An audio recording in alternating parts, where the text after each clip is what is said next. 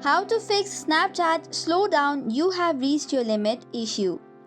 Hey guys, welcome back to the channel. Snapchat's friend limits can be super annoying. Snapchat limits the number of friend requests you can send in a short time to prevent spams and bots. So some of the solution to it is wait it out. Usually the limit resets after 24 hours. So after 24 hours you can again send friend requests.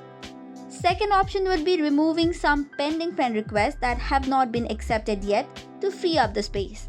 For this, you can go to the friend list and check for those friend requests that you have ignored or those friend requests that has been ignored. Next thing, you need to avoid sending or adding too many people at once. Try spacing out friend requests throughout the day. Another thing that you can do is verify your phone number. Go to your Bitmoji. Then after go to the settings, click on your phone number, add in your phone number and verify it. This way verified account gets fewer restriction. For the next option, head over to your device settings. Then after go to general and tap on iPhone storage. Tap on Snapchat now and then tap on offload app. Once offloaded, you need to reinstall the application once. This way it will clear the cache from your mobile.